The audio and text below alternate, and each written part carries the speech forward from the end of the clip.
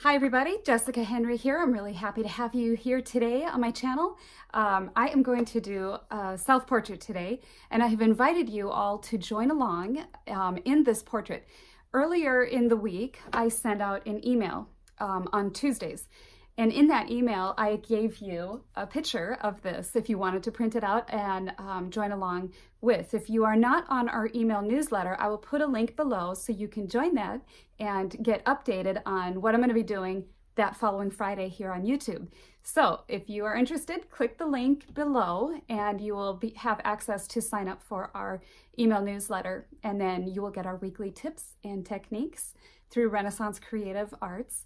And so I will also put the PDF of this picture down below in case you want to go ahead and print it out and follow along step by step. So I don't always do step-by-step videos, but I think in this case it might be kind of fun. A lot of people are interested in portraiture.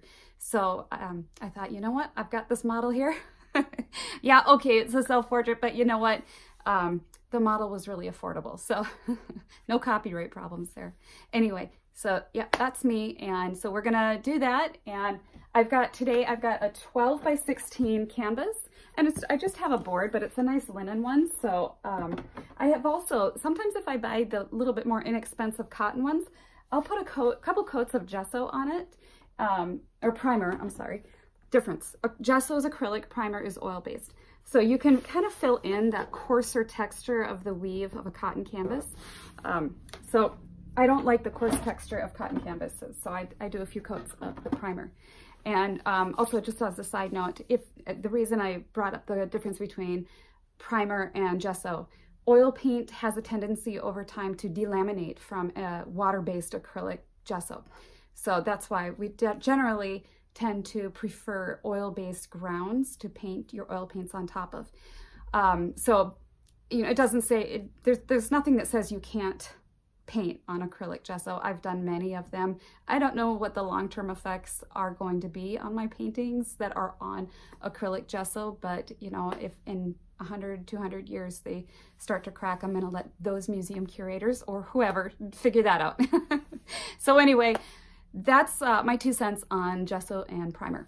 Okay, so getting into this, if you've printed out the picture, I recommend taping it right to your easel next to your what you're going to paint on. If not, this is what I do. I just turn my laptop sideways and I have it here. So that is how I'm going to do this demo today. Extra tools I have, and I forgot to mention this in our email newsletter. So this is just a caliper. You can get these out, you know, 99 cents, whatever, at the dollar store. And I'm going to use that when I'm measuring on here. And you don't have to use one of these. You can use, you know, a paintbrush to help you measure. Just slide your finger along and then come over here. But since I don't want to touch the screen because it'll do something, it's a touch screen, I'm going to use this. Colors that I'm going to use today, I have my palette ready here. On here, I did put pretty much everything out. The only paint I didn't put out was phthalo green, but everything else I have titanium white, may use it, not sure. Cad yellow medium, cad red medium. I don't know that that was on my list. If it's not, then maybe I won't use it, just to keep things simple. Yellow ochre, burnt sienna, ultramarine blue, and a little bit of alizarin crimson. Today, all I'm really probably going to be focused on mostly is sienna and ultramarine blue and maybe a little yellow ochre, because all I'm going to really do today is get the base down, just the overall kind of drawing. I'll do the where I rub it out and paint it, and so you'll see. It'll be fairly simple today. Next week, this is a part 1, and next week I'm going to do part 2, where I'm going to add a little more color, and we'll talk about mixing skin tones and things like that. Okay, so today there won't be a whole lot of need to see my palette, but it is sitting down here on the ledge on my easel. I have an assortment of brushes out today, and I just set those also on the ledge of my easel, mostly in the 4 and 6 range. I've got an 8 here and a smaller, that's a 4. I think it's been shaved down to a 3 now, but anyway, so that's what I'm going to be using. Maybe not all of them, but I like to keep some clean ones around so I can rub out paint a little bit better. And this big one, the size 8, I'm going to use with my Gamsol. I've got that down here. I'm probably not going to use my linseed oil very much today, so I have the lid on for that. That's more you use when you start the second layer. Today is just going to be first layer. So I'm going to add a little sienna and some yellow ochre. This painting has a predominant feeling of glowing, So I'm going to tone this canvas with more of this. I'm not going to use the ultramarine blue to tone. I'll just go sienna and yellow ochre. So there's a significant amount of paint thinner. In this case, I'm using Gamsol odorless mineral spirits on this. And see where it gets dry like that when I'm rubbing? I don't want it to do that. So at least not when I'm toning the canvas. So that's how I can kind of gauge that I need more paint thinner on there. I don't want it too much paint thinner so that this looks really light. This is darker than I want it, but I know ahead of time that I'm going to be rubbing this off because there's a really slick surface on here and I can't just paint on that. So I'm going to gauge how dark I need this to be in order to, when I rub off, then it's going to be that light. And I want it about that light.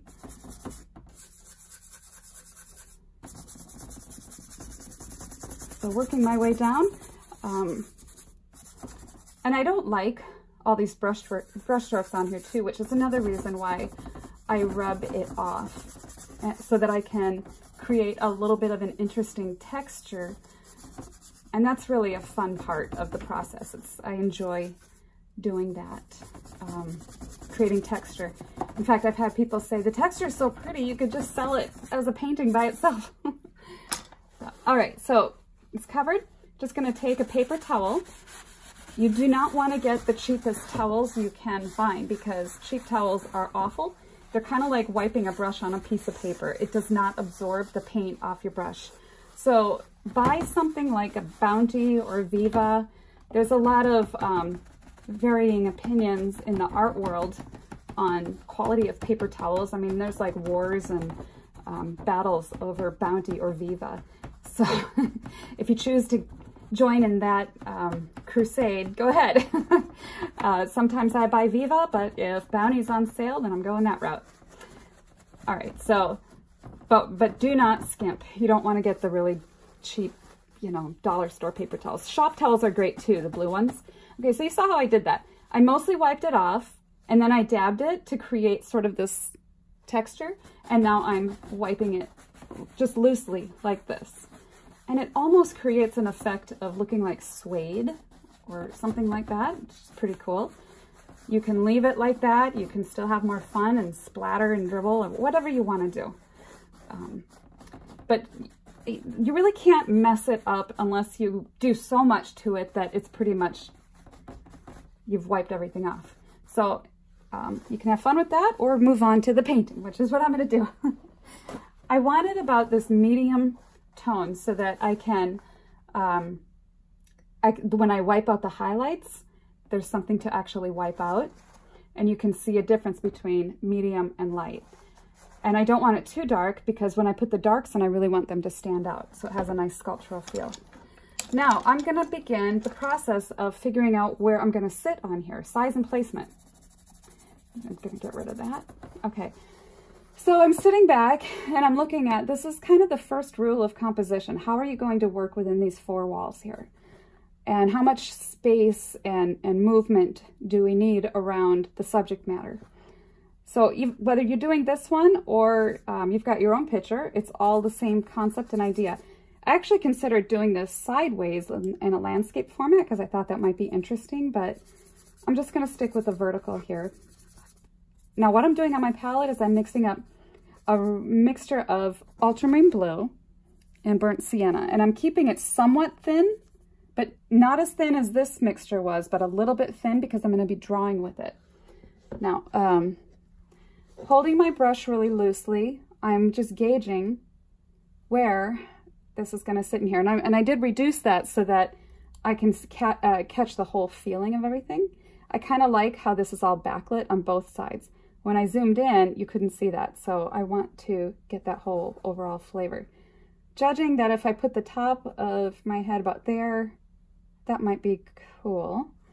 So if my head is within here, maybe, well, that's gonna give me about that much backlight. Backlight will be in this area on this side. That might be okay. Okay, so if my face is about this size, that might be easy too to view. and my shoulder come out like this. But you can see I'm just holding my brush really loosely, not committed to anything at this point, just trying to gauge where everything's going to sit. That way, if you don't like it, you haven't gotten in there and gotten really fussy with it. You're still, you know, maybe if I decide it should be closer to the top or whatever, it's easy to fix. This is another reason I don't draw on my canvases, because once you get a pencil and you start getting precious with it, you know, you're committed. And I prefer to sort of let the emotions at this point gauge. And I am using logic as well. This is, maybe this is not enough space back here. So if my hair is doing whoo like that, is that enough space for all that drama? I'm thinking about the way the eye is going to travel through this painting up like this with the hair and all that. So is there enough room for that? And I think that I've got a fairly reasonable amount of background space in here. You don't want to give it too much background space, or the subject of interest will start to feel not important enough. So you have to sort of gauge. It's almost like poetry. How much resting place is there for the eye? Or music, you can have the drama, but you got to have the quiet too. Okay, so I think that that is overall going to be a good place to go from here. Okay, so once I get that sort of figured out, now I'm going to come through and start putting in more the angles that I see. So when I do a portrait, I start out with the top and bottom. I know that's about how big my overall head and face is going to go. Now I want to figure out how much that is angled. It's not straight up and down. So it's a little bit like this. Go ahead and put that marker in place. Now all of these horizontal markers and indicators are extremely important that they are all parallel. They have to be exactly parallel. If one is slightly off, the whole face will look askew. Okay, so that is that. So my hairline starts about here. There's just a little bit of a darker mass up here. And then the eye line typically is about half of after the hairline starts and the chin, the eye line is about half of that. So let's cut that right here. And I'm gauging an exact perpendicular to this. So you want this to be a right angle in there. Okay, so we're going to get rid of that. So if that's perpendicular that way, then that means the nose is typically about halfway down in between the eyes and the chin. So we're going to just assume it's about that. We can always double check later. And then the mouth, I thought I'd throw a real challenge at you guys and give you teeth. So we're going to talk about how to do teeth in a portrait and smiles. Because that is not easy, but it is if you look at it a certain way. Okay, so are we in the ballpark? I think that that is starting to feel like it should. Okay, so wiping my brush off, coming back up in here. Now I want to start figuring out where the central important features are going to be sitting in relation to all this. So I'm starting with the shadow of this eye over here with the darker. I'm using a little less ultramarine blue into the sienna mixture, but there's still blue in it so that it feels like shadow. So I am observing that from this perpendicular line here, I'm going to make this bigger. Okay, so from this perpendicular line, and I would like very much to draw on my laptop, but I don't think I'm gonna. I would personally frown on that. I'm flicking my eye back and forth right here to see if these are in the same trajectory here. They are. Okay, good. All right, so getting this value in here, I want this eye to sit in this eye socket. Not worried about anything else. This is not my darkest dark either, but it is just a dark mass. I'm not worried about drawing my eye yet. I just want to get this eye socket shape in place. So I'm wiping my brush off to erase paint. And if I need more paint out of there, clean your brush off. They're still thinner inside these bristles. So I'm just gonna wipe out more like that. And you can see how by doing that, just a little bit, you get more erased from that. So I'm gonna put a little more pigment back in my brush. And my hair cuts my eyebrow about here, so we're gonna cut that way. Maybe a little bit over, but okay. So that is what's happening in there. And then jumping over the nose, this is a softer edge here. Jumping over the nose, we're gonna get this eye socket in place. I'm looking at the amount of light that is hitting the bridge of this nose in here. We're going to play with that a little bit today, but I want that to be important before I get too far into this eye socket. This eye socket's not going to be as dark as this one because it's on the lit side of the face. And I'm not really concerned so much about the highlight right there.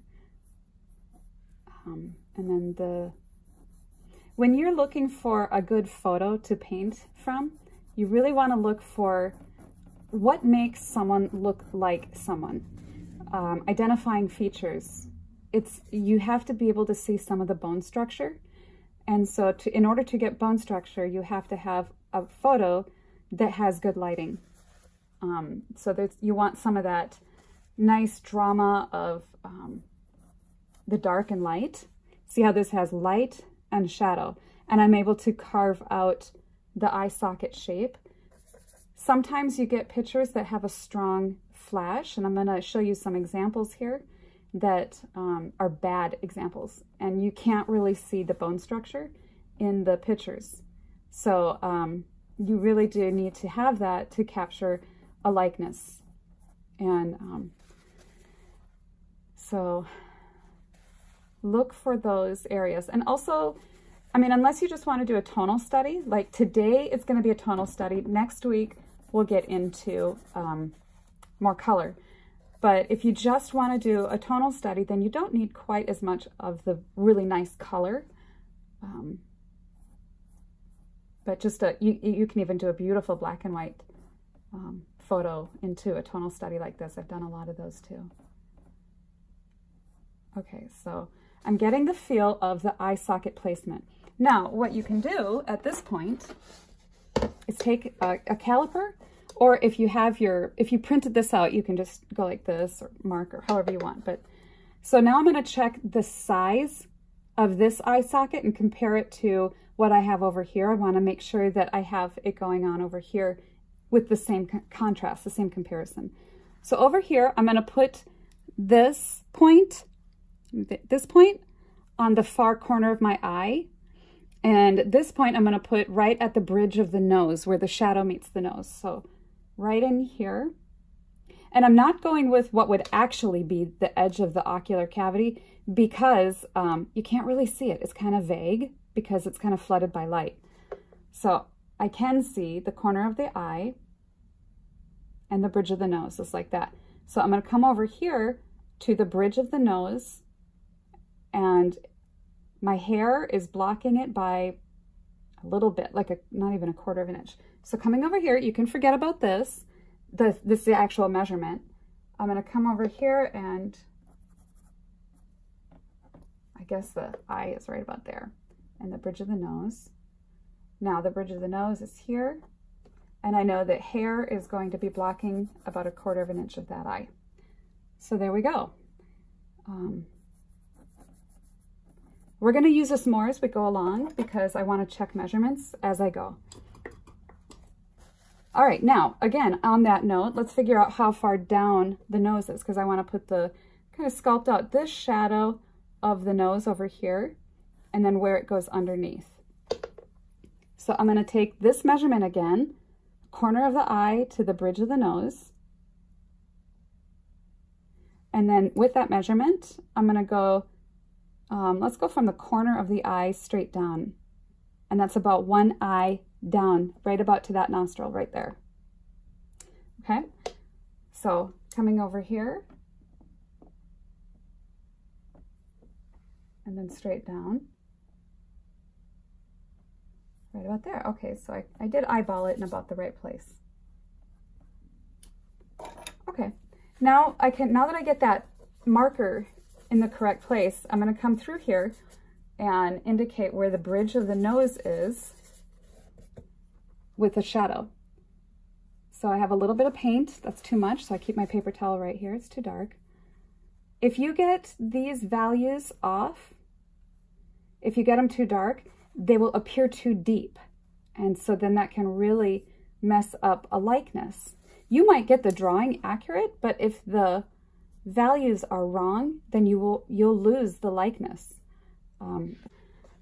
So very important that you're always checking the values. And again, this is still too dark right here.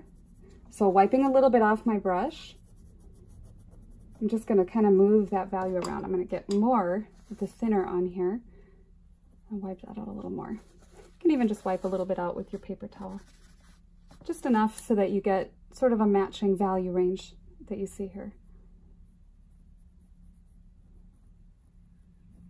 My daughter took this picture of me about 1.5 years ago. So I always thought it was kind of sweet of her. She got a nice shot. Okay, so that is as far as I'm going to take that right now. Okay, another thing you can do to capture the dimensions of the nose, just putting a value over this, is to draw a line straight up from the edge of the nose. And so I'm just laying my brush on here and putting my vision right in front of the image like that. So the edge of that nose goes right up to the beginning of my iris. And I don't have that indicated in here yet, so let's indicate that. So a little bit less thinner on my brush makes it so that the paint is a little darker. Kind of like the principle of watercolor painting.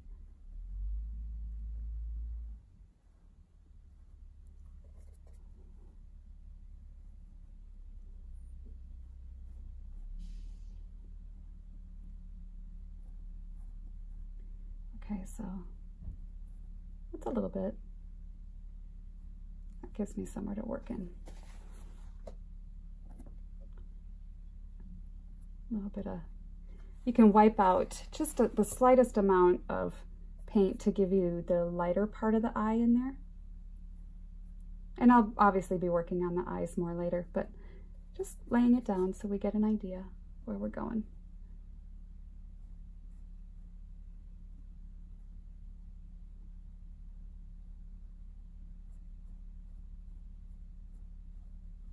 And I want to lay my brush on here.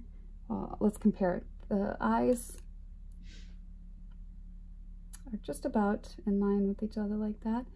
And look, if I hold it like this, I can see the eyebrows are in line and the tops of the eyes. So I want to come over here and make sure that the eyebrows are in line. And then the tops of the eyes.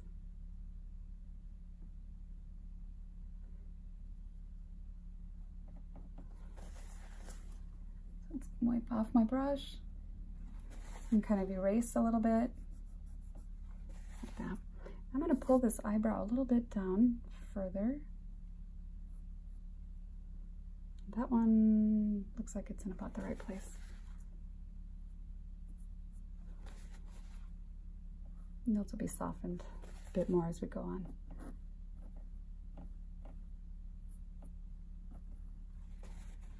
And then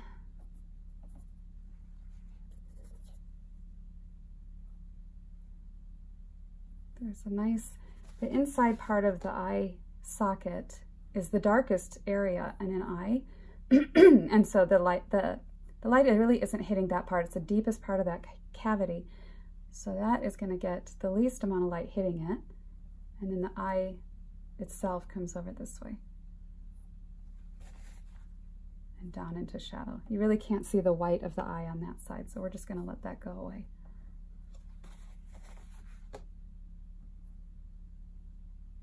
Okay, and then hair comes like that. All right, so double checking now the width of the nose. That side goes right up to the edge of the eyeball, the iris. Drawing a line down because I determined if I draw a line up, it hits that. So now that I have the eye in place, I'm going to draw a line down.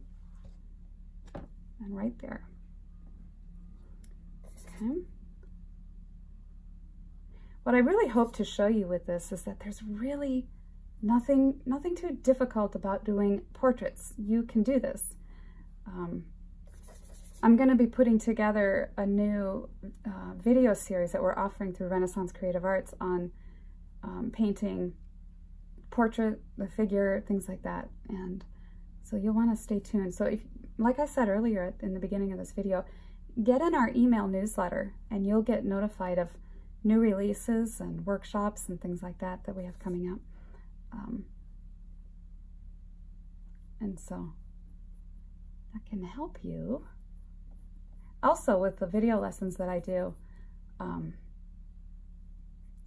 I always include a workbook because I do believe that we learn best, not just by watching, but by also having that tangible thing to have in your hands to read, and you can write notes. And I just like to provide as many opportunities and means for you to learn as possible because I believe everyone can do this.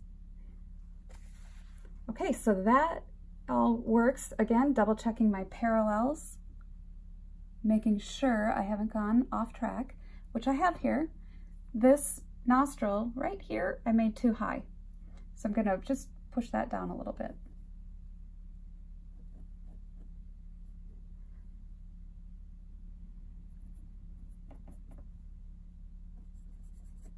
Okay.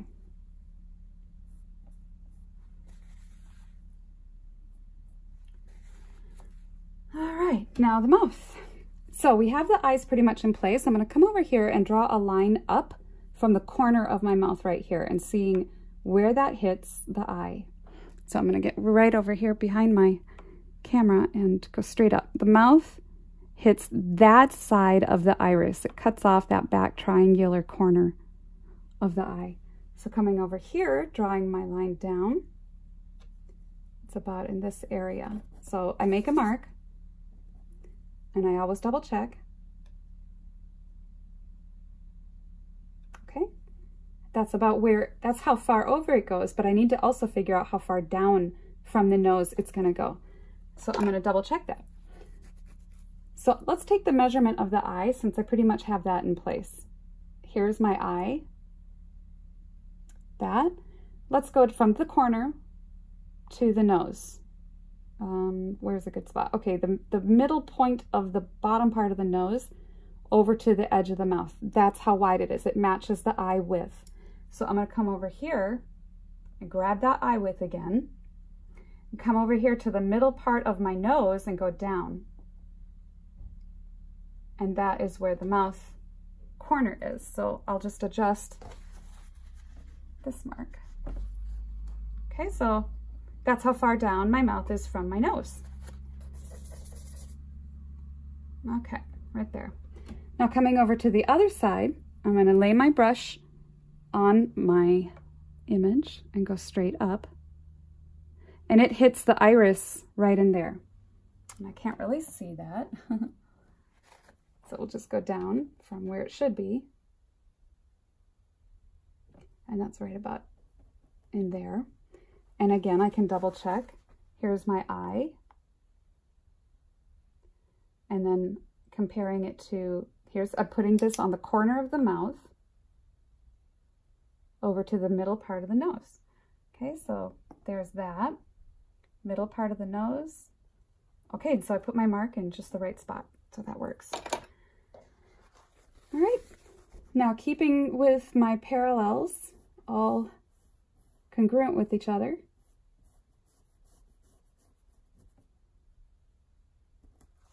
There's that top line.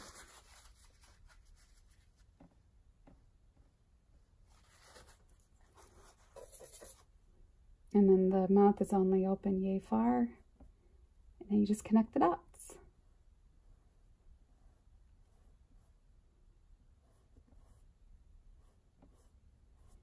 Now to make a smile look like a smile, there's a couple of things. You got to get the little wrinkle under the eye, and you got to get those things quite right. You need the dark corner back in there to make a smile look genuine. Now, what you don't want to do is, even though we can look in here and perceive these wrinkles and folds like this in the face, if you paint those too dark on any portrait, you're going to age your person. Making them really dark makes them look deeper. So be careful when you put them in to not make them too deep or too dark, unless that's part of your subject. Then do what you have to do and gauge the value of that. But just be warned, if you make them too deep, that's what's going to look like. So I'm going to do more to suggest that with color rather than actual lines. All right, now the chin. How far down does that go? I'm not sure that that's exactly in the right place, so I'm going to come over and go back to my eye and get that measurement again. Okay, come over here. I'm going to put this on the bottom of the chin and see where it hits the mouth, right about in the middle of the lower lip. All right, so here's my eye. A little bit more like that. And assuming that this is about where that lip is going to go right there, putting the point on the middle of that. Okay, let's flip it over so I have the pencil part on that side. Okay, so that's where the bottom of the chin is going to go. I'm going to clean my brush off, wipe all the thinner out, and then erase all these marks that I had on there before. You can take a chunk of paper towel and just sort of wipe that out. Okay, so we have the main ingredients of the face all in place. And that did not take us too long.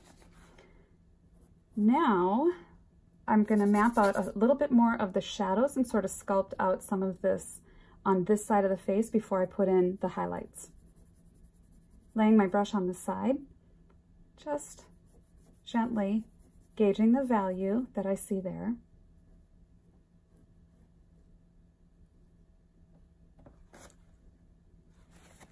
A little bit for the teeth. The key about painting teeth is to unite them and don't look at them. In our mind, we understand that they're each one individual, but in painting, you need to unite them as though there's one, with just subtle shifts in value. And so you don't want to go too much with that.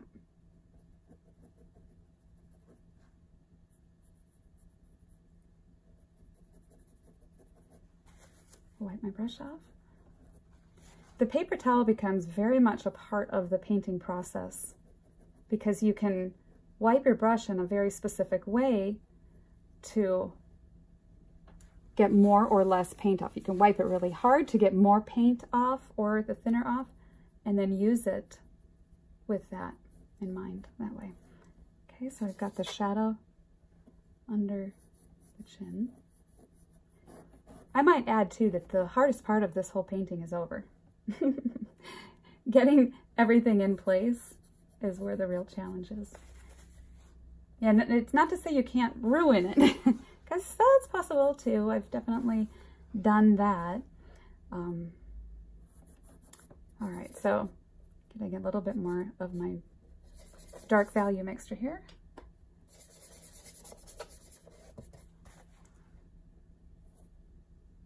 Okay, and then I have my hair coming down about like this. So I just want a little bit more value on my face in here. Let's use more sienna, because that blue, if you're painting a woman, if you use too much blue in the shadows of the face, it'll start to look like a 5 o'clock shadow.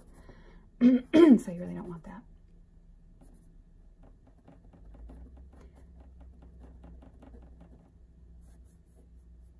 So we'll just keep that soft and slightly ambiguous. We'll come back through later and smooth that a little.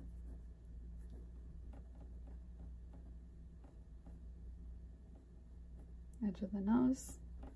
Try to unite as much of this shadow passage as you can.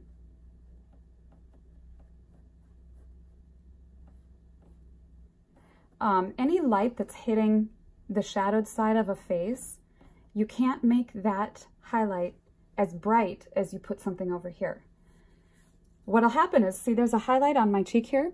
If I paint that highlight as bright as that highlight, it's gonna look like this is sticking out farther from the shadow than it is. Again, you can get the values in such a way that our mind can't really put together the shape of the face, because the values do a lot to mess up the lightness if you don't get them right.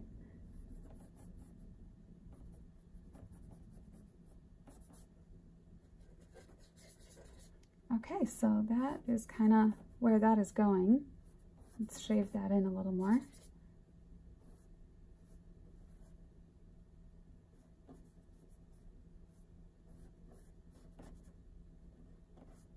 This is all hair. And I'm not going to put the wispies in yet, but sometimes I just suggest so I kind of know where I'm going with things.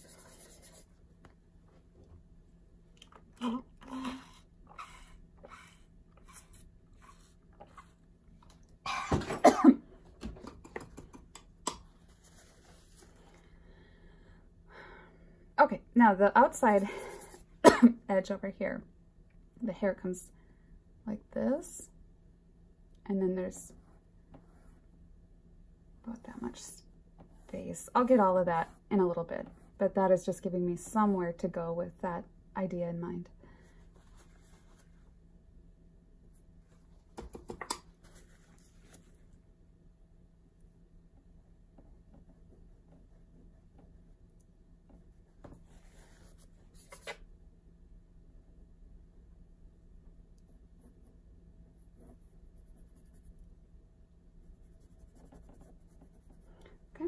Now I want to kind of put in the contour of my face over here. So looking at the distance of the cheek to the edge of the mouth, I'm going to guess. I'm going to train my eye to just say, it's probably about there. Now I'm going to check. So you get your eye trained better the more you practice guessing, but you always want to check to see. I'm using my eye, and I'll check this way. Okay, so here's that distance. And I'll just go from the corner of the mouth out. So the edge of my face comes in about 1/4 of an inch from the edge. If that makes sense. So going like this, corner of my mouth, and there was about another 1/4 of an inch that way.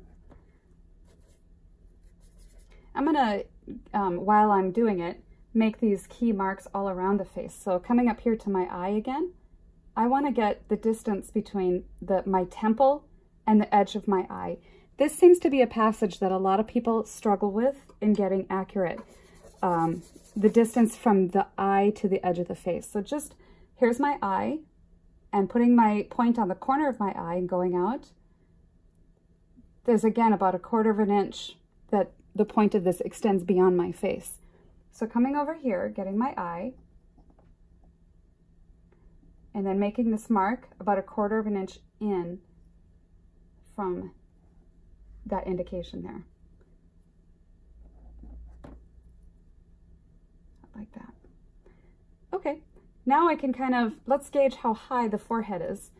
It might be 2 eyes high or whatever if I had to guess. Actually, okay, then let's make a mark. Well, I kind of did already.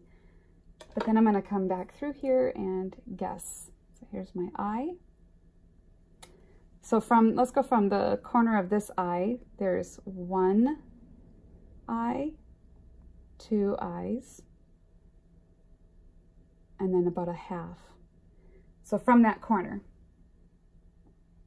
there, so there's 1 eye, 2 eyes, and then about 1/2. Okay, so that mark is in a pretty good spot.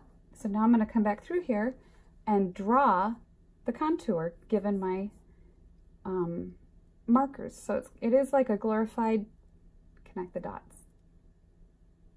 And so that's not too hard. The key with portrait painting is to use your eye to check, and you'll get better at guessing distances, but then double check your work, because our eye can deceive us into thinking that we know something.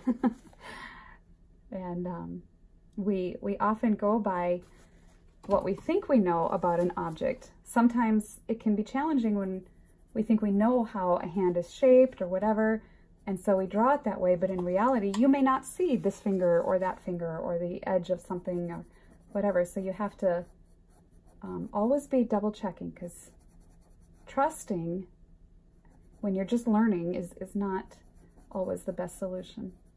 So my cheekbone up here has a sharper edge, and then it dips in, and then the jaw starts up here. So it goes down like this, down to the chin. And then my neck, you always want to look to see where the neck comes out of that jawline. Okay, so if my jawline comes like this, I have to wipe some of this off.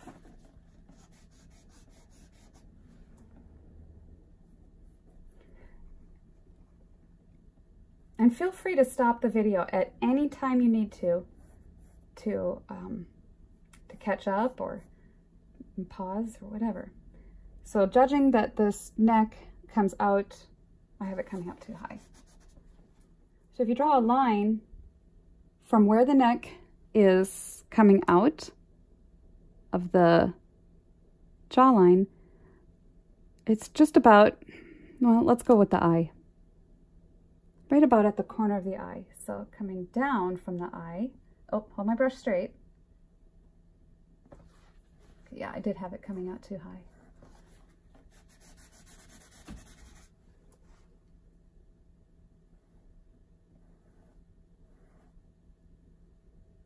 And that is the sternocleidomastoid muscle coming down like this. And then look to where the trapezius comes out behind. You always want to check that distance behind the neck, and it comes out about there.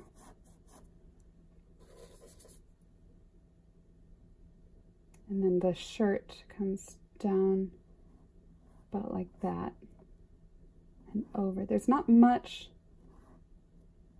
of that trapezius area showing, so we'll just go like that. Okay, so that comes out that way. All right.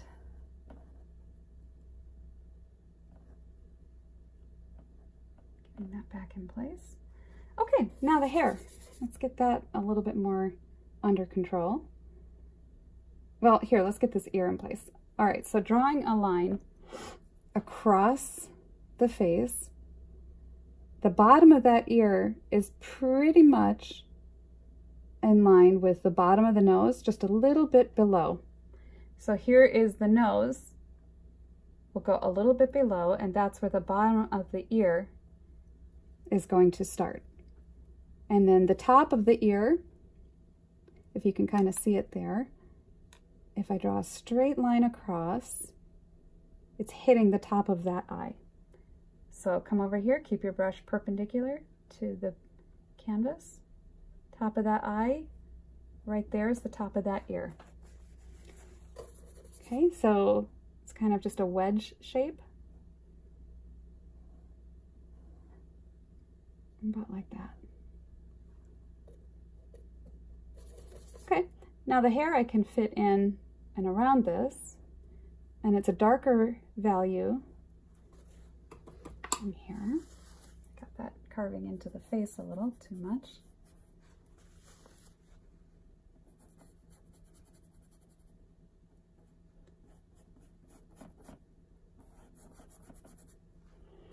And there's often more cranium than we realize.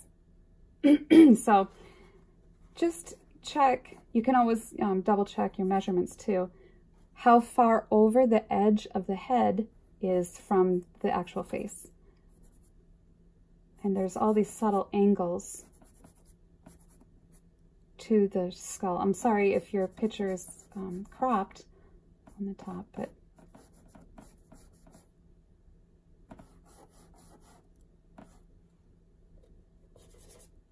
like that. And it comes down.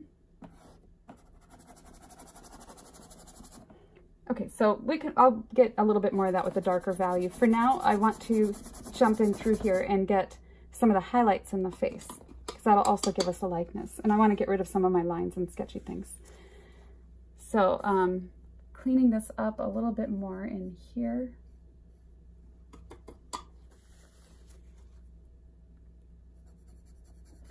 So now there's mostly, there's really like no pigment on my brush, just thinner, but in varying amounts. So if you have too much thinner, it's going to wipe away too much and make it look really white. And I want to save those bright white light areas for the areas of the greatest light on the canvas, which is going to be in here to really capture that glow. So I'm gauging my lightest areas are this, and I don't want this to be white of the canvas. And I'm probably not going to paint the sky that white either.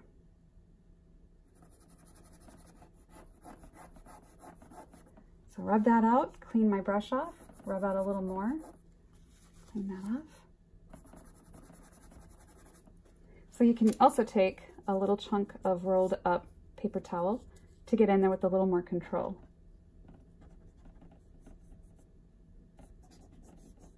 I'll wipe that down a little. I'm gauging, I'm not pressing too hard as I wipe this because I don't, like I said, I don't want to get down to the white of the canvas.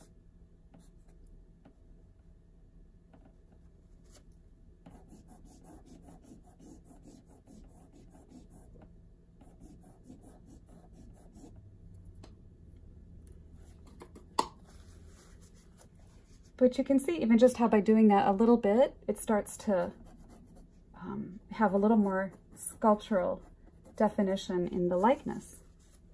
I'm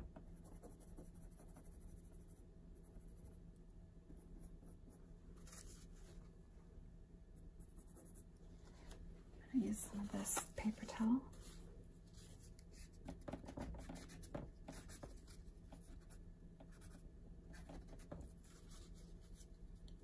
And that is going to be lighter than what's happening down here. So I'm going to use less of the paper towel because I don't want that extreme rubbed out area as I go down the face. Except here now, because the chin comes out further than this is going to, right at this edge, there's going to get a little bit more light on it than that receding jaw back there. So I'm going to rub that out a little bit more.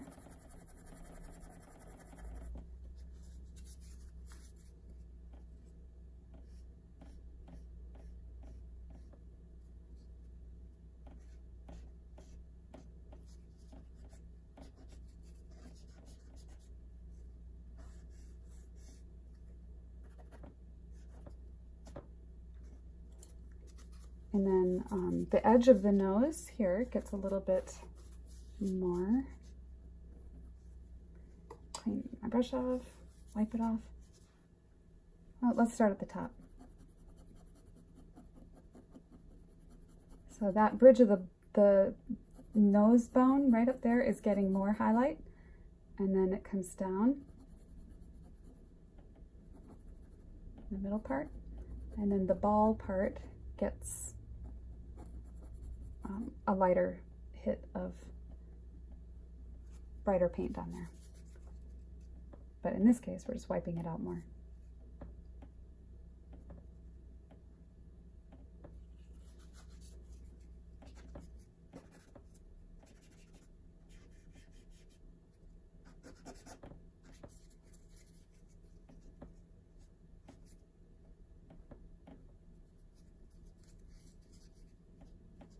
And I can come back through here and rework the drawing of that. Okay, so let's get the forehead covered here. And right up where the brow bone is having this significant turn on the temporal bone right here, that's lighter. So we're gonna let that get a little bit more impact. As the forehead recedes and goes back, it's less bright up in here, because the hair then and the curvature of the forehead is starting to lessen that impact on that highlight. Because the brow bone comes out like this, it's going to get more light hitting it too. So we'll just go really soft with that.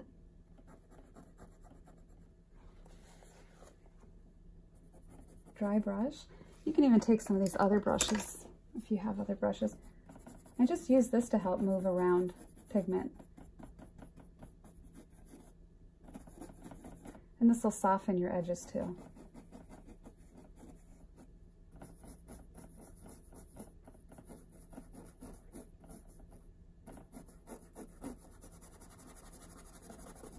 Get rid of those helper lines.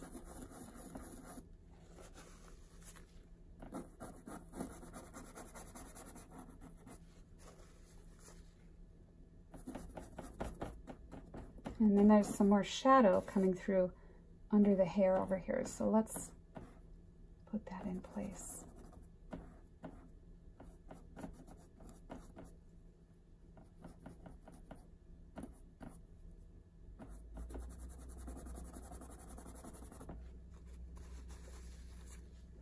Okay, so what I'm going to use this bigger brush still, and this highlight needs to kind of gently go over the forehead instead of being such a rigid. If you make this middle passage too dark, it'll look like it dents in. And again, those little shifts in values, which is one of the reasons I love this method of laying in a portrait, because you're forced to work only with values. I mean, there's no point in jumping into skin tones until your values are accurate, because you're not going to be getting the likeness if you don't have those values in place. Always wiping my brush off. And kind of collect and feel when there's too much pigment on here. So just wipe it off.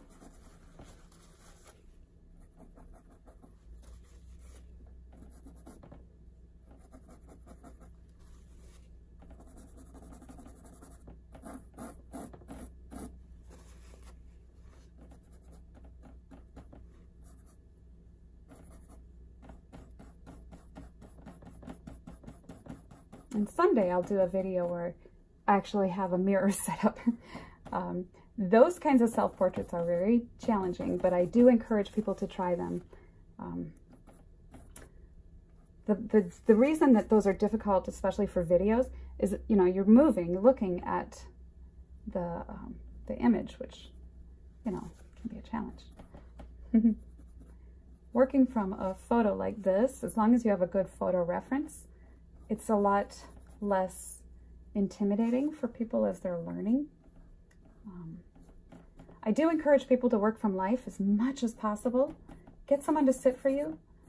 There's so much more that you see when you have a real model there sitting for you that you miss in photos. Okay, so I feel like the skin is starting to stretch properly over that forehead, that the temples recede back, this recedes into shadow on that side, and then up here where the hairline is, it's nice and soft. Do not want a sharp hairline. So I hope so far, if you're following along, that in the step-by-step that this is all making sense. Okay, so there's that. I might just rub out a little bit on this side, just a little.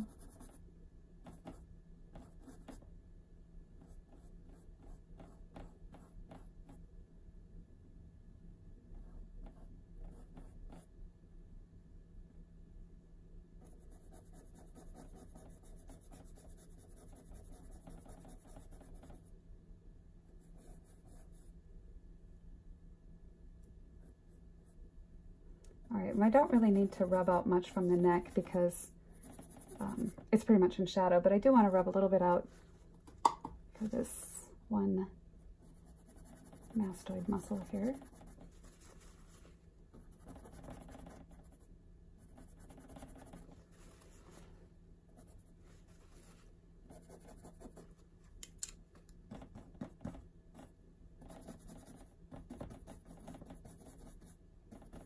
Enough. Okay, that's fine for now. Put things back in place. Okay, I'm gonna mass in, and I will get back to the face today a little bit more, but I want to mass in some more of the hair. So I'm making a mixture on my palette with the slightest bit of thinner, just to get this overall value in place. using a little bit more sienna. Oops, got too much.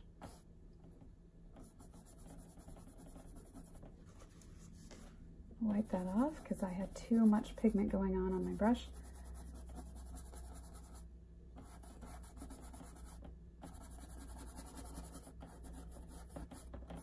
Laying down just a general mass, but I'm also thinking about the flow of the lines and the bulk of the hair and how that contours around the face. So letting my brushwork show that form.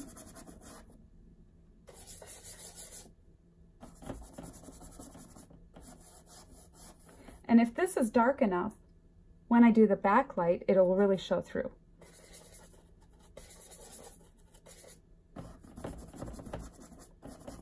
So this, I may want to make that smaller so I can see what's going on with my hair.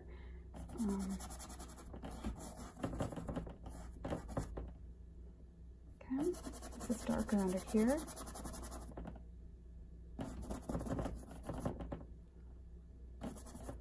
It's amazing how getting the hair in place can really help to contour the face and get that all in place so it makes sense. Remember, hair is a soft, bulky mass. You don't want to draw every little strand, otherwise it'll look coarse, almost like a horsetail or something. So really try to think of it as being a soft mass, and then into that you can add variations, just subtle variations at that.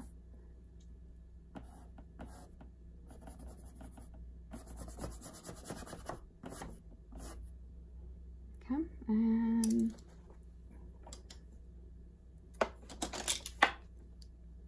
I'll just cut this one. Okay, so grabbing a little bit more of this pigmented hair color.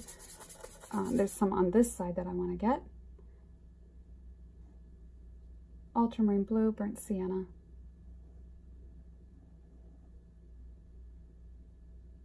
Let's get a little more sienna in there.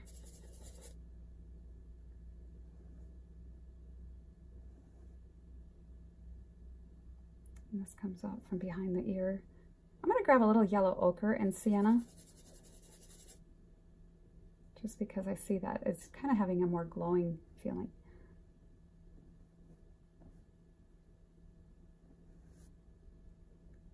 You know what? I'm grabbing some cad yellow and some red. If you didn't get the cadmium red on there because I forgot to put it on the list, you could use alizarin crimson and the cadmium yellow.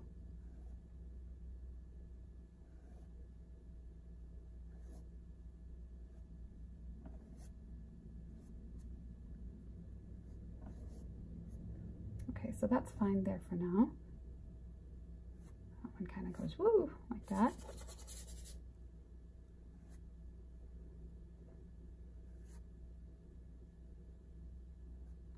Okay, and I'm not sure that this passage here goes out properly. Sometimes you see something out of the corner of your eye and you think, oh, wait, what's happening? That doesn't look good.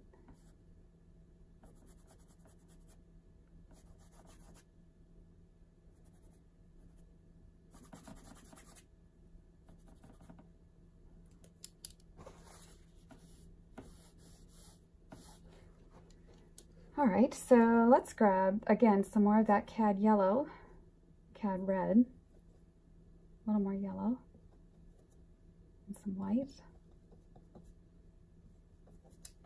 So this is what I'm getting going here on my palette. So maybe some more yellow in there. This is just for up here to get the, I just want to get the structure of the head in place before I move on to the rest.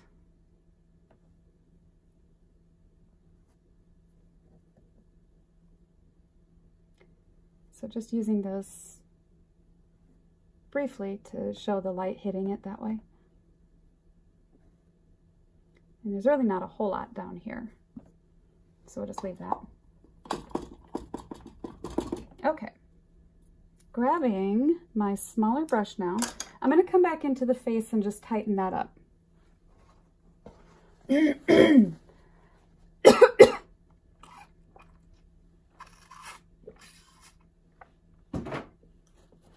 All right, my dark mixture of yellow oak, or sorry, burnt sienna and ultramarine blue. Got a little thin down. Now that I have my light, medium, and dark figured out on the face, I really just want to make sure that everything is fine to let it sit until next week when I start adding the color. So I'm going to zoom in on that and refine the drawing and be done for this week.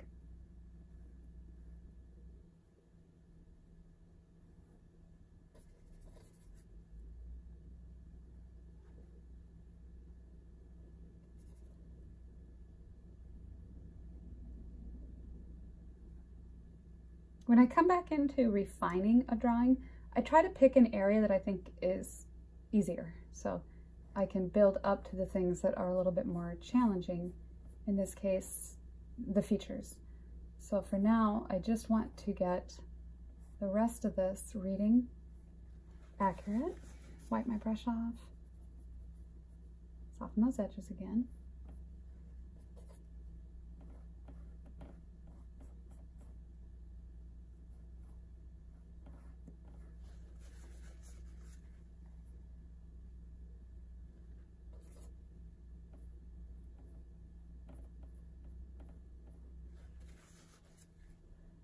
And I'm going to put a little bit of the shadow over here that I don't seem to have in place.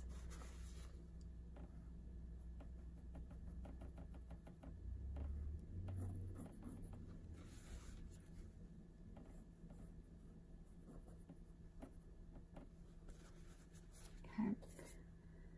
All right, just coming back through here with the contour, I'm going to take some of that cadmium red that I had on here just to lay down a quick layer of color on this ear so that I didn't want it this middle tone, but I want it a little bit darker back there. So up here at the top, grabbing a little bit of that white mixture of that I used right up here. Okay, so that feels like an ear and it's back there. I'll get to it later on a different day, next week. But for now, let's just go back to this. And it doesn't have to be 100% perfect from this point, because you can still adjust things once it's in color. But you have to have the key components as accurate as you can, as in place as you can really get them. And in this case, I have to have the structure and the features in the right place. And I really want the angle of this jawline to feel accurate.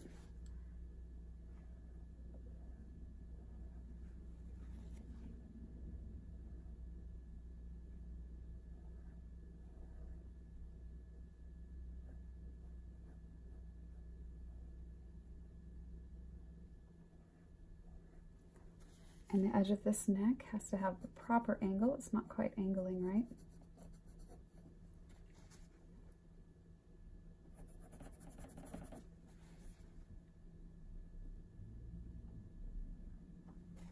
Okay, and then coming down here to the chin, I'm going to come from above and soften this. You really don't want a sharp line around jaw lines and chins because it'll look drawn. If you can try really hard to soften edges, it'll have more the feeling of it receding and going back. If you give something a soft edge, it will appear round. In areas and passages on the face where you might have a sharper edge, it's typically where a bone is sharper and closer to the skin. Like right here by the temple and right on the bridge of the nose, there's usually a sharper line where it's separating from the ocular cavity. Sometimes there are some passages up here where you want a sharper edge. It just depends on the face you're painting too, but those are key places to always be looking for where you can put a sharp edge.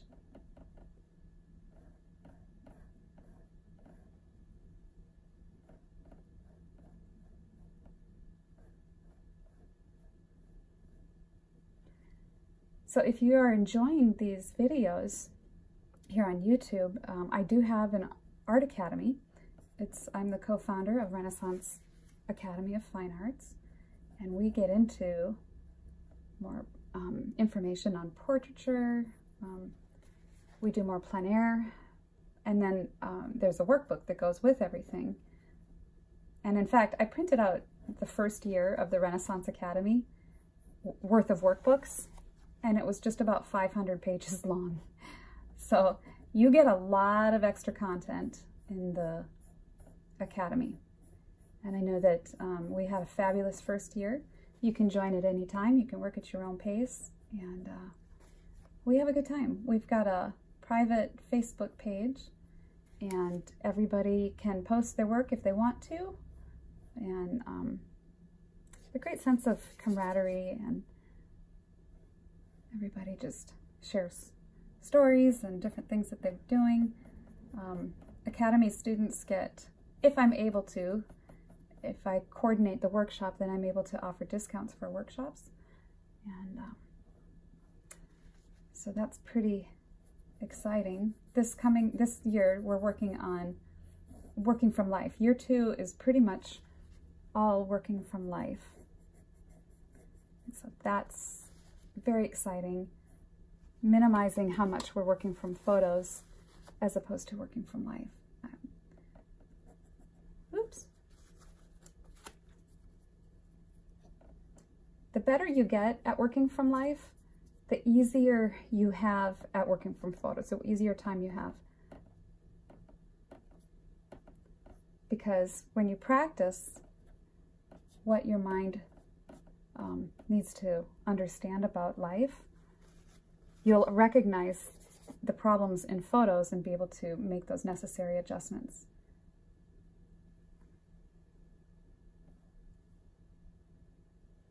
Okay, so you can kind of see how I'm just sort of playing around with this and seeing little areas where I can just add a little bit more finesse.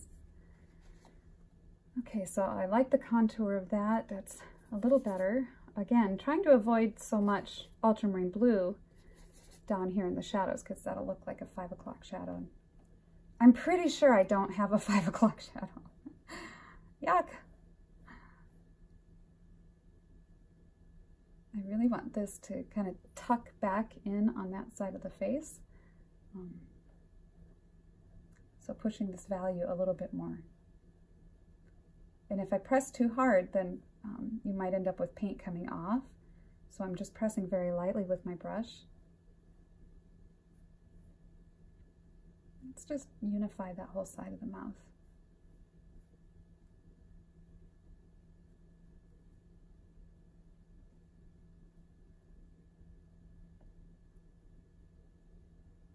Okay.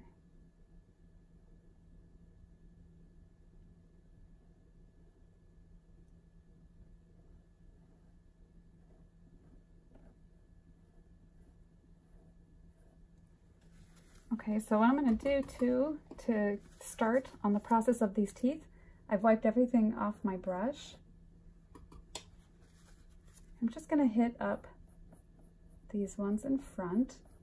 When drawing or painting teeth, put the ones in front a little bit brighter. And then as they recede back, you have to lighten them. Or, I'm sorry, darken them. Darken those values as they go back.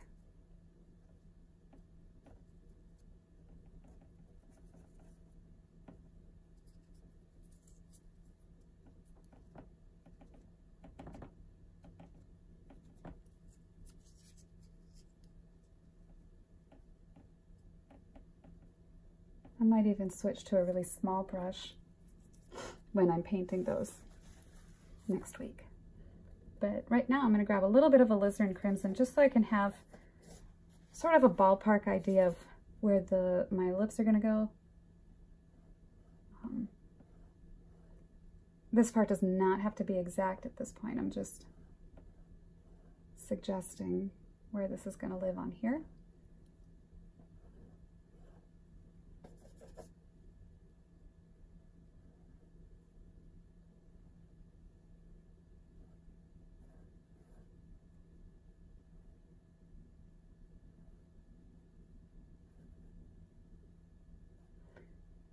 instead of alizarin on this side of the mouth, I'm going to just stick with the burnt sienna.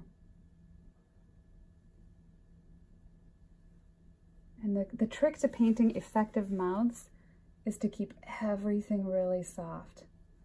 Do not start getting in there and painting it with startling edges, accuracy, and all this. You have to keep it really soft, all the edges soft, or it's not going to look like a mouth. So cleaning this edge here.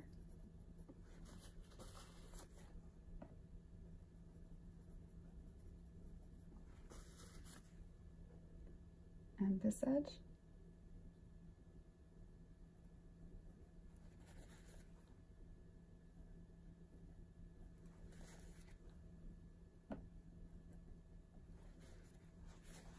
So this is just sort of sharpening the corner of the smile, but I'm going to come back through and soften it.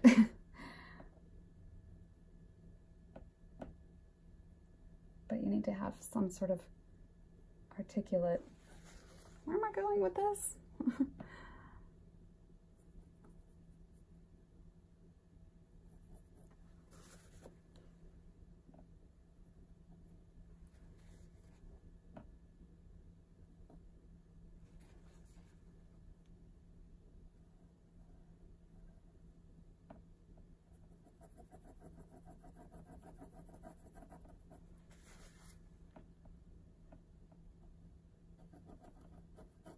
Now the canine teeth always add something of a highlight in this muzzle area. I don't really see it that much because of the lighting on here, so we're not going to worry too much about it, but there is a slight lightening here where it would be, because just simply because the muzzle comes out. I say muzzle, but whatever that passage is right there.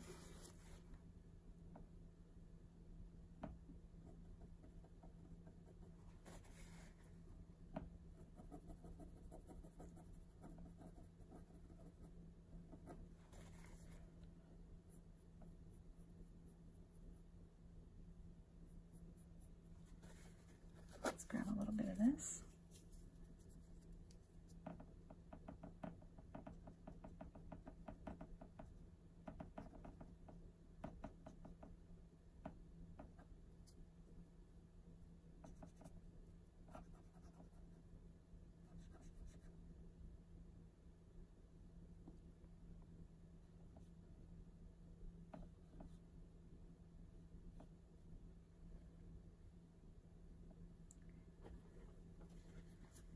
So what's happening then back in here? Let's give a little bit of dark there and back here.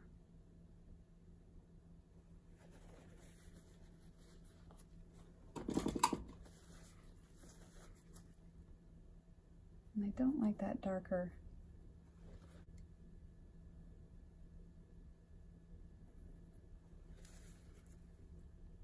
And I'll play with that more next week with some alizarin crimson, and just to get that feeling right.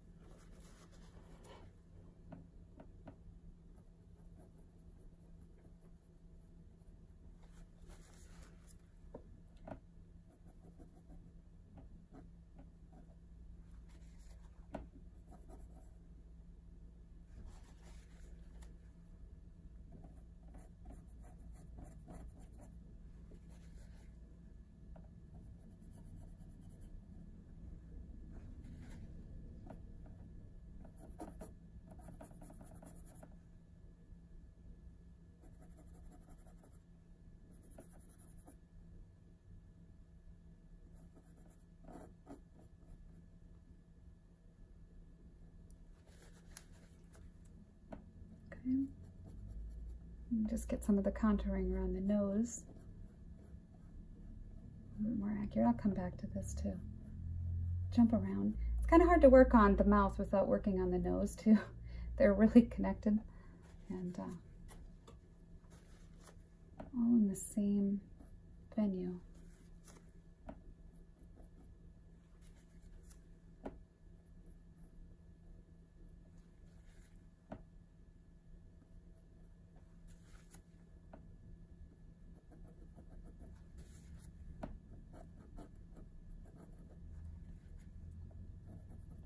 Okay, so that's kind of coming together a little bit there.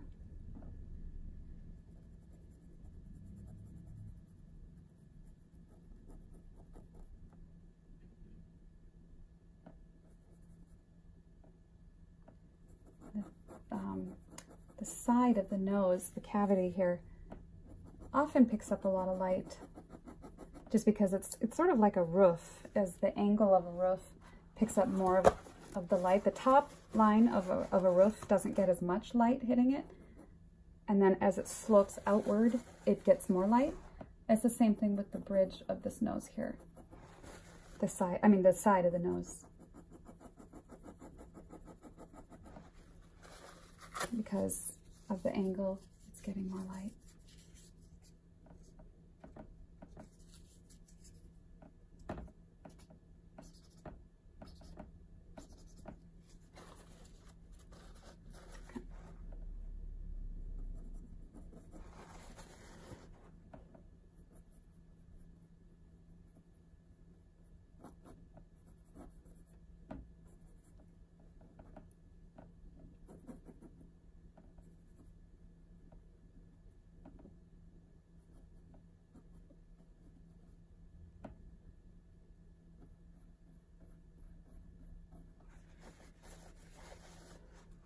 Okay, back to the mouth.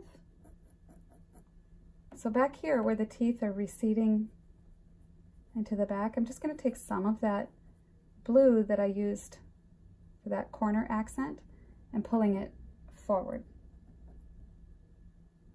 Just a little bit.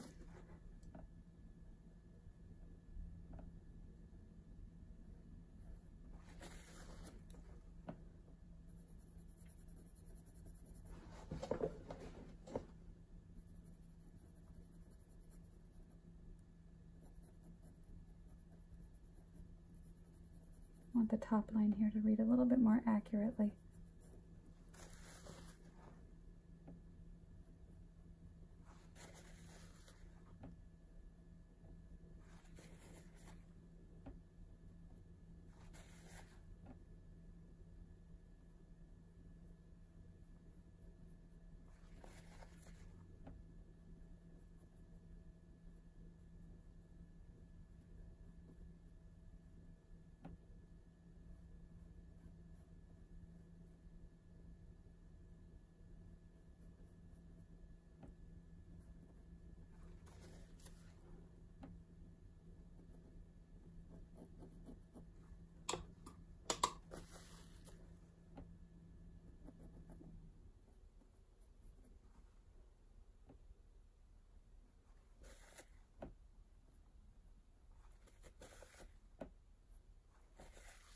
Okay.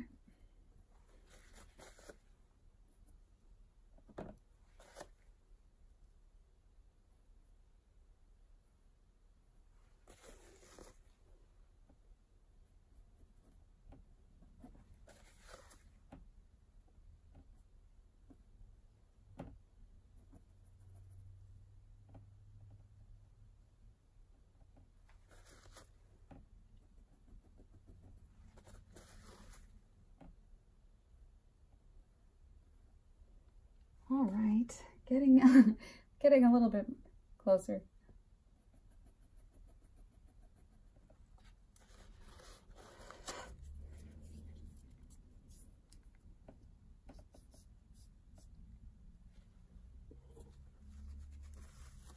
Okay, and bringing the corners of the mouth up a little bit more, like this, because you don't see that much down there.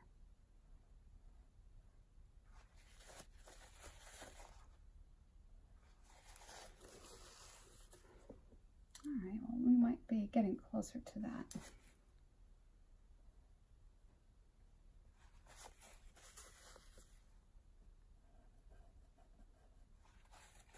Okay, that's kind of a good place to just let that rest then for the week. I'll just let it think about what it's done. You just think about that. All right, so a little bit of resculpting on the nose, contouring of the eyes, and and see if that's a good stopping place.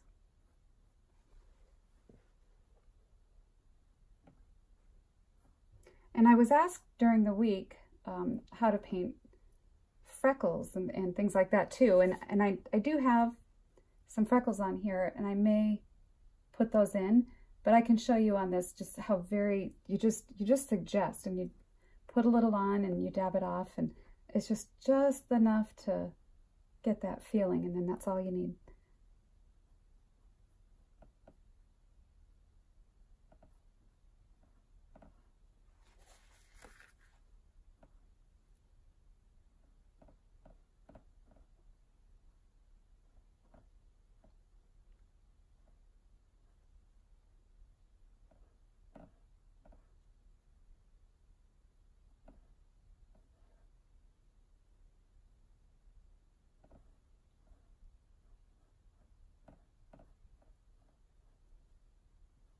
Thinking all the time about the contouring of the face and how to get it to read like the structure is there, that it's accurate. Okay, so I'm looking at this triangular shape, and it doesn't look right. So what I need is this shadow on this side. So there's a shadow under the eye right here, and then there is, you know, I'm going to grab some alizarin crimson and yellow ochre just real quick to put that in here. Now you can see the shape of this triangular lit passage is having a little bit more of the accurate shape that we need.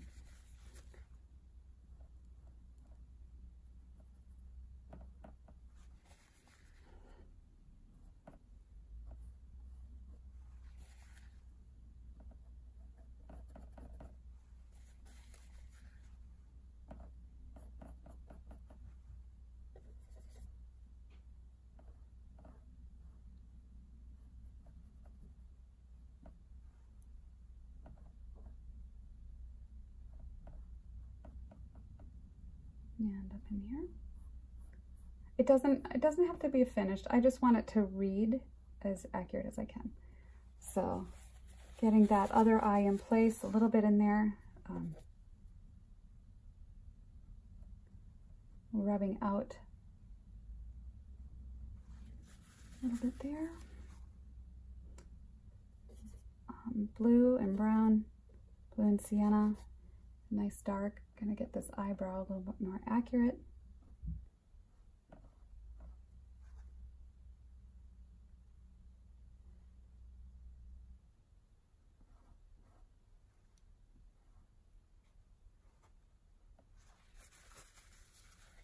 And soften that top line of that eyebrow.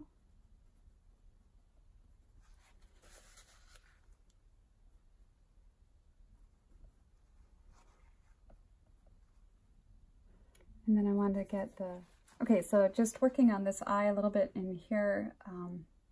I have a ultramarine blue, mostly blue now, then more blue than brown, because I want to get this shape just right. So I worked on this eyebrow here, and the eye comes in. A lot of times our head knowledge says, well, the white of the eye is white, and so people paint it white, but it's really not. In a portrait, it's almost the same color as your skin, just with the slightest variations. So just make sure that when you're painting that you really observe and ask yourself what's actually there, rather than use your head knowledge and paint it white. So in this case, I'm just gonna basically wipe my brush off and then scoop out a little pigment like that. And then I'll rework the bottom line here. I still think this eye needs to come in a little more this way.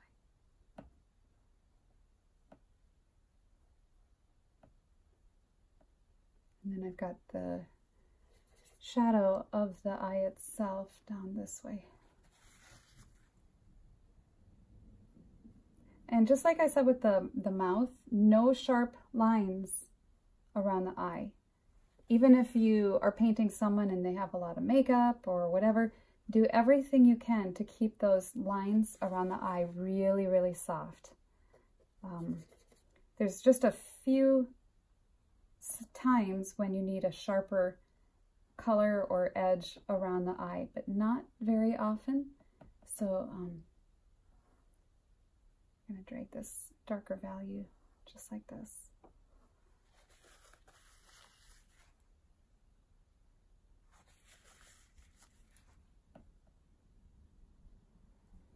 I want that to be a little bit more vertical.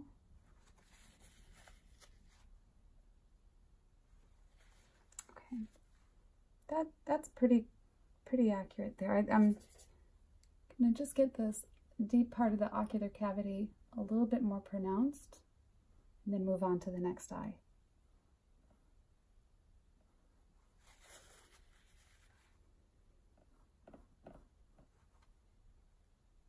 Cleaning this up.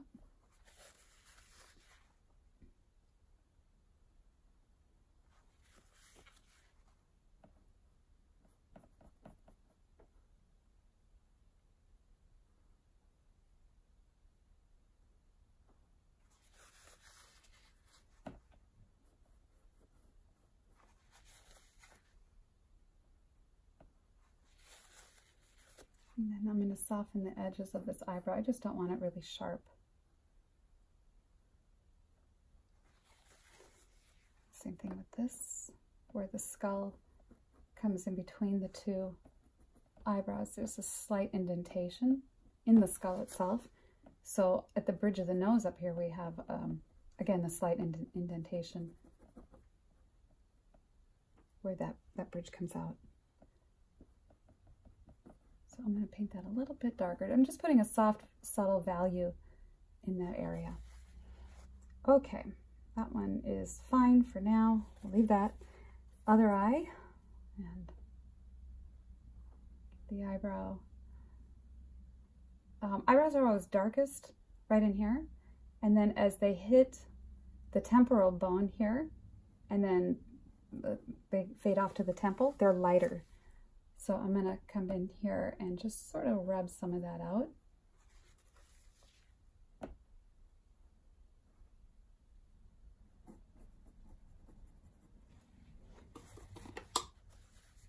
Okay, dip my brush in there, cleaning this a little more. Let's do that some more.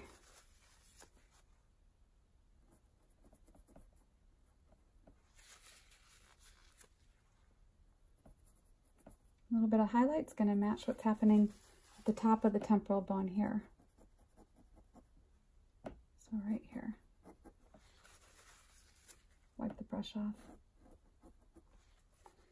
So that's a pretty small area, so I'm going to round my little chunk of paper towel.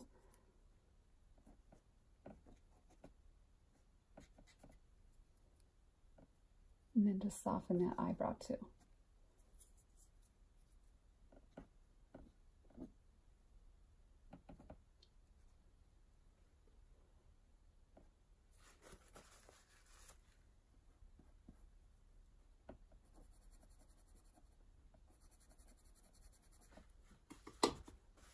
Wiping that.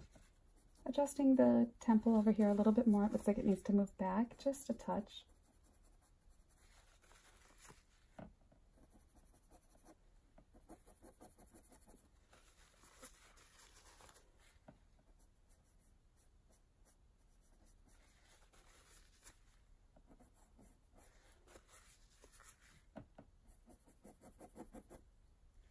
Clean my finger off. Your fingers can be fairly handy paintbrushes too.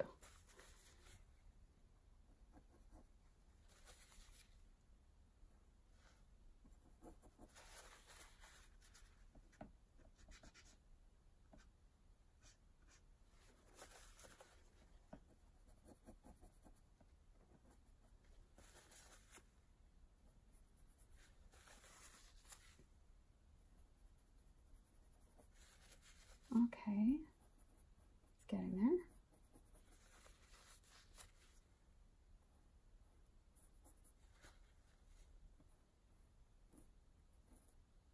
then the value under the eyebrow and here where it reaches again the darkest part of this ocular cavity. Oops, let's grab some alizarin crimson just to sort of push that in there. That's too dark, so I'm going to smear that around a little as it comes into here.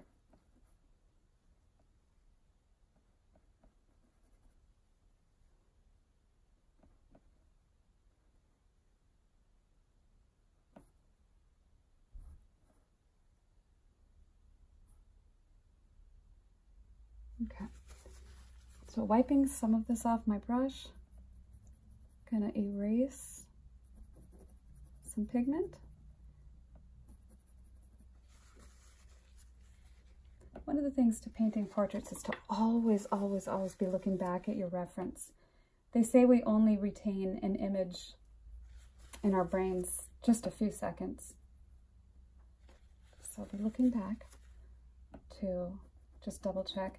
I'm looking at the distance of this light piece of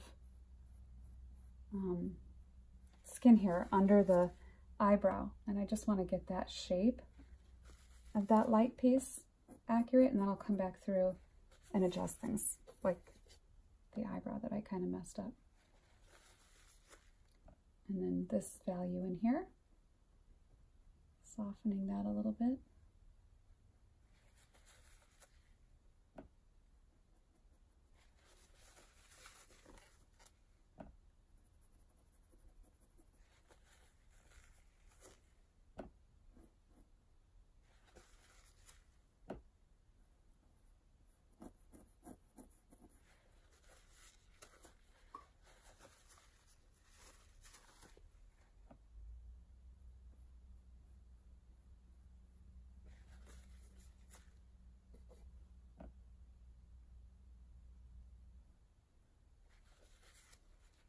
All right.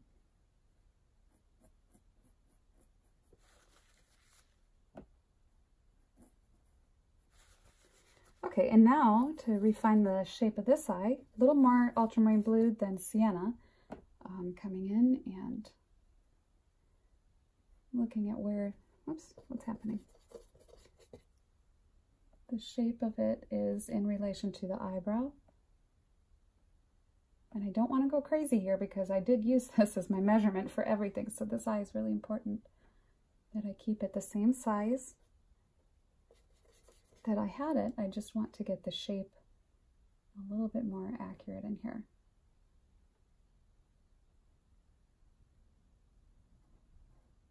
Looking at the distance of the top of the eye to the eyebrow. Get that all in place. And then the iris as it comes down.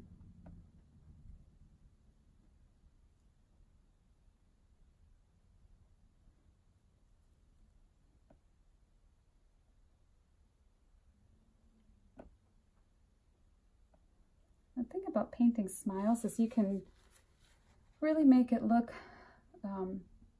like the person's not really smiling with their eyes if you don't get this passage in here accurate. So we're gonna work on that a little bit.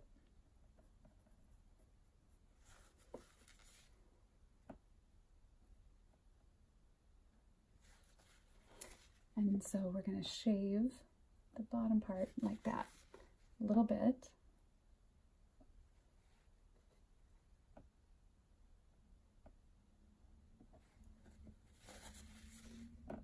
And bring that in.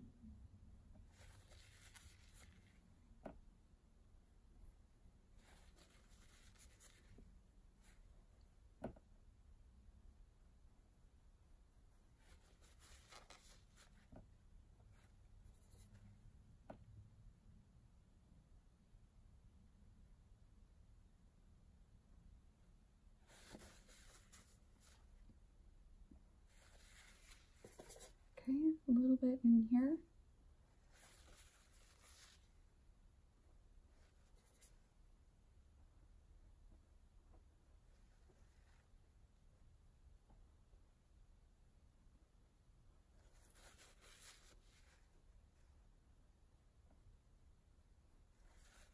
Okay, now I'm going to wipe my brush off and just wipe out a little bit to indicate the white of the eye, just a little.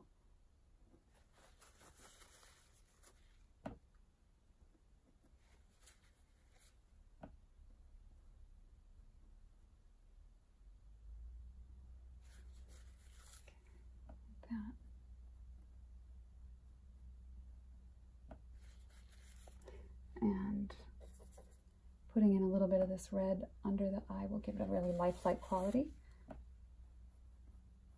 But we'll get back to color and skin tones next week.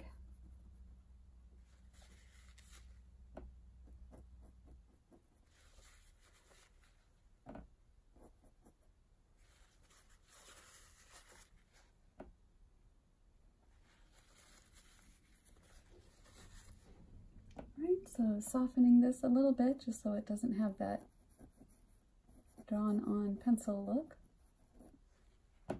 Same thing with this eye.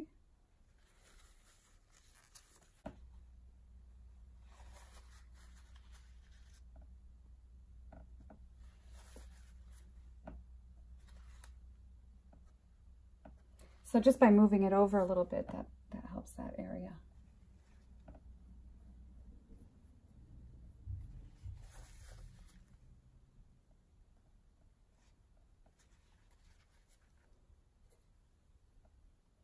And make sure not to get the nostrils too dark or they'll look weird.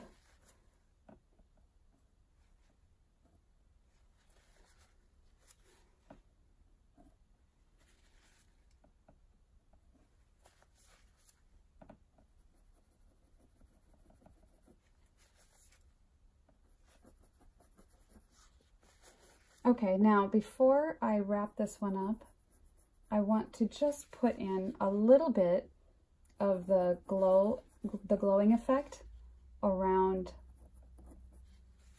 the hair. Getting some thinner on a dry, clean brush, I'm looking at where this backlight is coming from and the shape of it. So I'm also going to take out what I see in here as yellow, because I want to put that yellow in as its own place.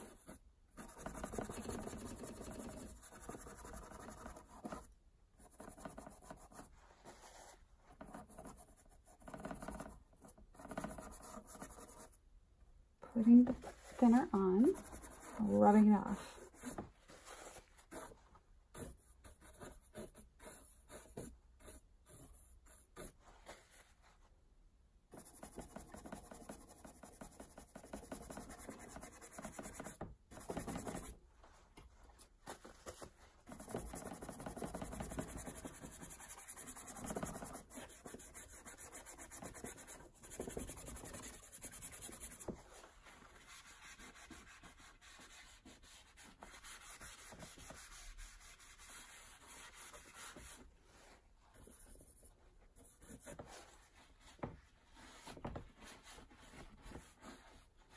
I just want sort of a natural feel to that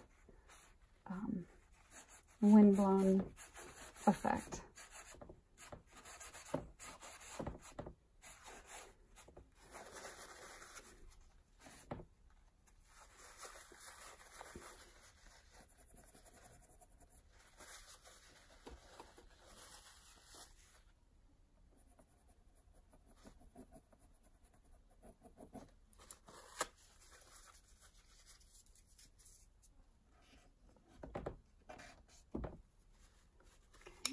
Let's get some more of that in here. Oops.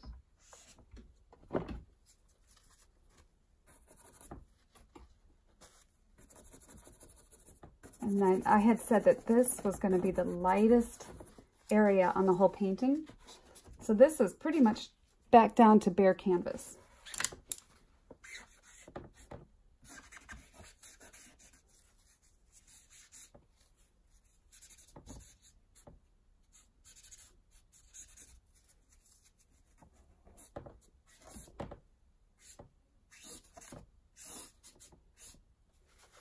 Okay, and then there's a little backlight on this side.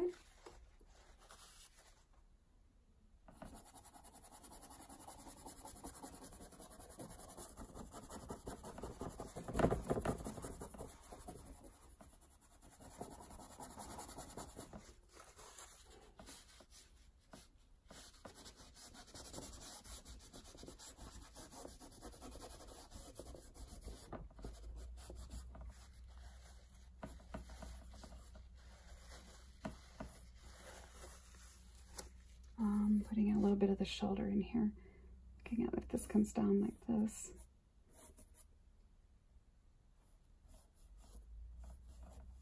Makes sense that that'd be about there.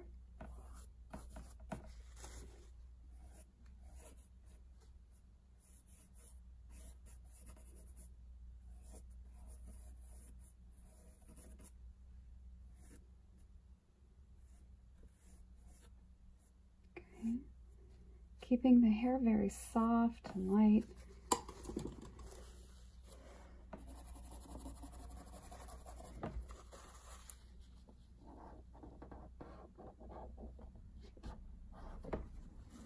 Pushing really hard with that.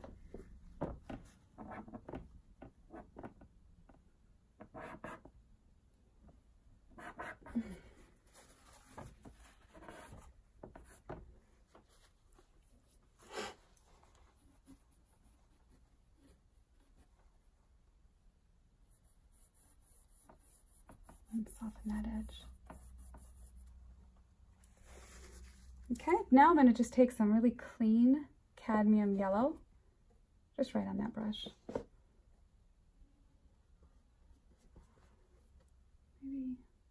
Maybe just the smallest touch of the red, just to give it a little bit of an orangey glow.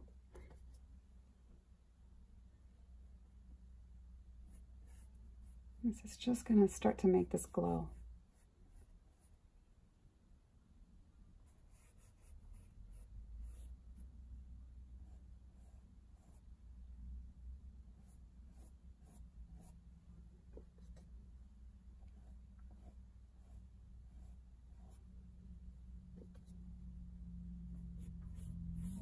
I'm just keeping a very light pressure, non-committed.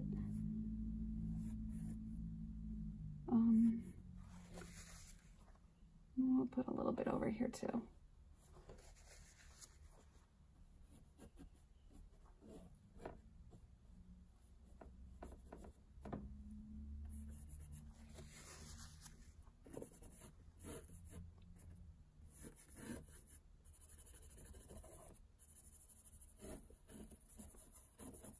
Just a little. I don't know how much of this I want to really get super fussy about, so we'll maybe just keep that a little bit more suggested. But I think that it has the look of being backlit, so that was what I really wanted with this.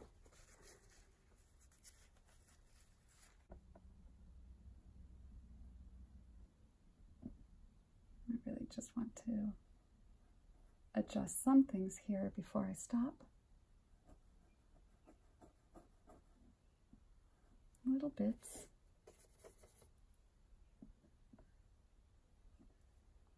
Let's do some more red in there and sienna instead of blue.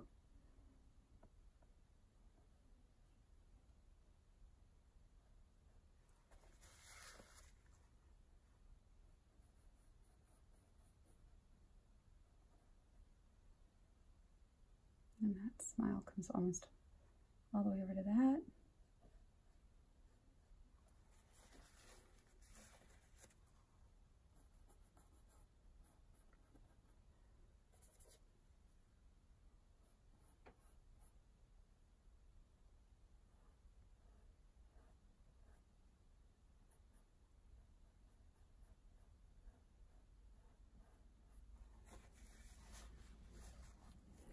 Okay, well, that's going to be a sufficient place to stop so that next week we can work on finishing it.